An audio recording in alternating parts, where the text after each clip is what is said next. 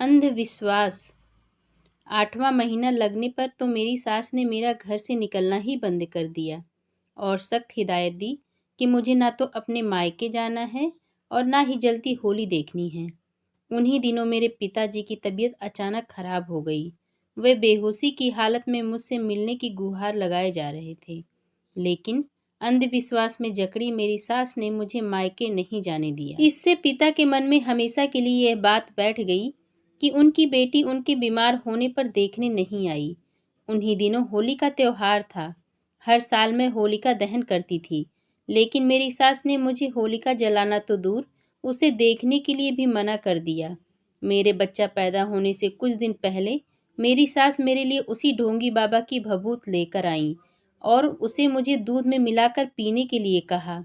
मैंने कारण पूछा तो उन्होंने कहा कि मैं ऐसा करूंगी तो मुझे बेटा पैदा होगा। अपनी सास की अक्ल पर मुझे एक बार फिर तरस आया। मैंने उनका विरोध करते हुए कहा, माँ जी, मैंने आपकी सारी बातें मानी हैं, लेकिन आपकी यह बात नहीं मानूंगी। क्यों? सास की भवें तन गईं। क्योंकि अगर भभूत किसी ऐसी वैसी चीज की बनी हुई होगी तो उसका मेरे होने वाले बच्चे की सेहत पर बुरा असर पड़ सकता है। अरे, भूल गई तू कि इसी भभूत की वजह से तू गर्भवती हुई थी। उनके लाख कहने पर भी मैंने जब भभूत का सेवन करने से मना कर दिया तो ना जाने क्या सोचकर वे चुप हो गईं। कुछ दिनों बाद जब मेरी डिलीवरी होने वाली थी, तब मेरी सास मेरे पास आई और बड़े प्यार से बोली, बहू, देखना तुम लड़के को ही जन्म दोगी। मैंने वजह पूछी तो वे राज खोलती हुई बोली, बहू, तुमने तो बाबा जी की भभूत लेने से मना कर दिया था, लेकिन उन पहुँचे बाबा जी का कहा मैं भला कैसे टाल सकती थी। इसीलिए मैंने तुझे वह भभूत खाने में मिलाकर देनी शुरू कर दी थी। यह सुनते ही मेरी काटो तो खून नहीं जैसी हालत हो गई। मैं कुछ कह पाती उससे पहले ही मुझे अपनी आंखों के सामने अंधेरा छाता दिखाई देने लगा। फिर मुझे किसी चीज की सुध नहीं रही और मैं बेहोश हो गई। होश में आने पर मुझे पता चला कि मैंने एक मरे बच्चे को जन्म दिया था। ढोंगी बाबा ने मुझसे बदला लेने के लिए उस भभूत में संखिया जहर मिला दिया था। संखिया जहर के बारे में मैंने सुना था कि ये जहर धीरे धीरे असर करता है। 1-2 बार बड़ों को देने पर यह कोई नुकसान नहीं पहुंचाता, लेकिन छोटे बच्चों पर यह तुरंत अपना असर दिखाता है। इसी वजह से मैंने मरा बच्चा पैदा किया था।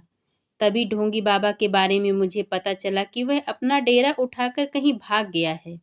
मैंने सावन को हकीकत से वाकिफ कराया तो उसने अपनी माँ को आड़े हाथों लिया। तब मेरी सास पश्चाताप में भरकर हम दोनों से बोली, बेटी, मैं तुम्हारी गुनहगार हूँ। पोते की चाह में मैंने खुद को अंधविश्वास की बेड़ियों के हवाले कर दिया था। इन बेड़ियों की वजह से मैंने जाने अनजाने में जो गुनाह किया है उसकी सजा तुम मुझे दे सकती हो। मैं उफ तक नहीं करूँगी। मैं अपनी सास को क्या सजा देती। मैंने उन्हें अंधविश्वास को तिलांजलि देने को कहा तो वह फौरन मान गईं। इसके बाद उन्होंने अपने मन से अंधविश्वास की जहरीली बेल को कभी फूलने फलने नहीं दिया। 1 साल बाद मैंने फिर गर्भ धारण किया और 2 स्वस्थ जुड़वा बच्चों को जन्म दिया। मेरी सास मारे खुशी के पागल हो गई।